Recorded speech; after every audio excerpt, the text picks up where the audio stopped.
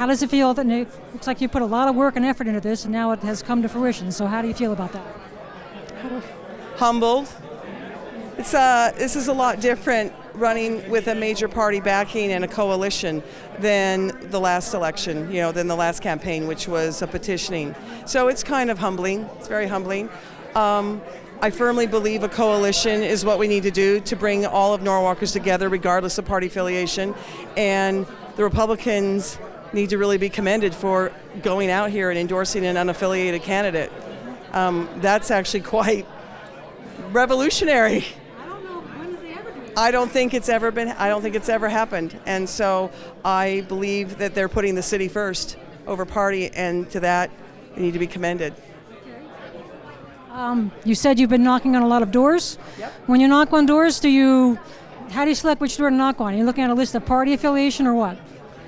We have a list of candidates, a list of doors and voters, and I'm knocking on everybody. I'm knocking on R's, U's, and D's. Norwalkers. I'm knocking on Norwalker doors. So, what parts of the city? I'm all over the city right now. I'm rotating around the city. I'm not just staying in one particular area. And what I'm hearing is consistent across the city. So I've been in all 5 districts, and we'll continue to do that up until Election Day. So what's the game plan now? The game plan now, I got to go back and talk to my team.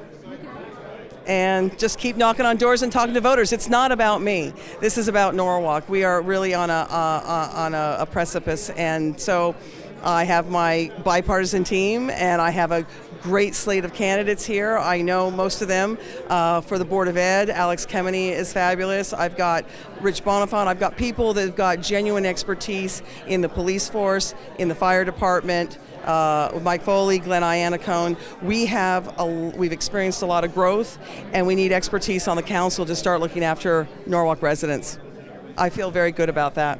Now that you're an endorsed major party candidate, do you get a campaign manager? Does that come with this deal? I have a campaign team. I have a campaign team. We have been a very unconventional in terms of, obviously this is an unconventional endorsement, and we're running a more unconventional team. We're running a 21st century campaign team. All right, this didn't turn out the way you were hoping. How do you feel about that? Well, actually, to the contrary, it wasn't about hopes and dreams. It was about reality. So we knew the reality was that we wouldn't get the nomination today. So if you check the record, it's not like I'm standing here disappointed. We're excited. We're more excited than ever. We knew exactly what this was going to be tonight, and we respect the procedure and the process. So we're hitting the doors, and we're going to get these signatures for the primary. We're more excited than we ever been. Absolutely. Absolutely. There's no bummer here at all. You knew this was good.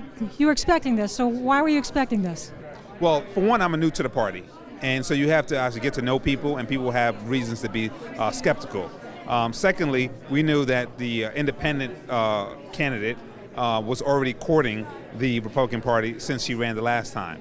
And so when we switched over and became a Republican, we know that we have a love affair that we have to now try to get in the middle of. And that's fine. That's fine. We have a lot of roses to give throughout the upcoming election season, and we'll court a lot of people. I think a lot of people are going to be in love with our candidacy, and we're the right people for the job. Okay. I can't think of anything else. I look forward to watching this primary process. Absolutely, and I would say to you, the entire process is one that we have to respect, right? So we're going to run through the primary. We're going to get to the debates. Our kickoff did touch on all the issues, such as POCO, education, the mall, and just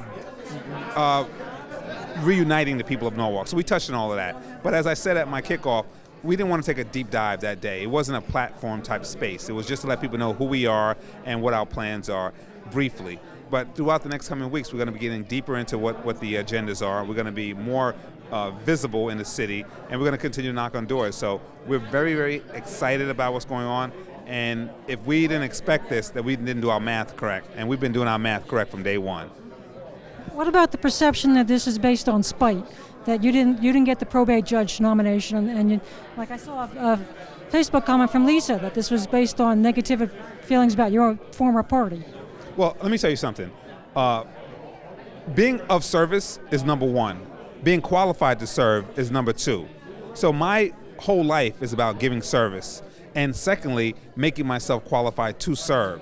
Now, when you move through life, when things happen to you, if you had cancer, for instance, and now you're supporting the Cancer Society, is that for spite? No, you had an experience that led you now to support the Cancer Society by example. In my particular case, we needed to be around people who are going to be listening, whether in fact they disagree or not, they're going to be listening and they're going to give you a chance to move forward. So, and with that being said, I met a lot of Republicans in this town that felt like they needed new energy, they needed someone that can transcend that party, and it was a great opportunity for us. If you go to a party that's playing the same old song, you can't dance to the same song over and over. So we're dancing to a new beat. Everyone in here is not on the same page all the time, but they're listening, they're shocked, they're wondering what's happening, and that's where I want to be, as opposed to the party that says, you know what, for instance, Donna Brazile on a national level gives Hillary all the questions for the debate and closes Bernie Sanders out.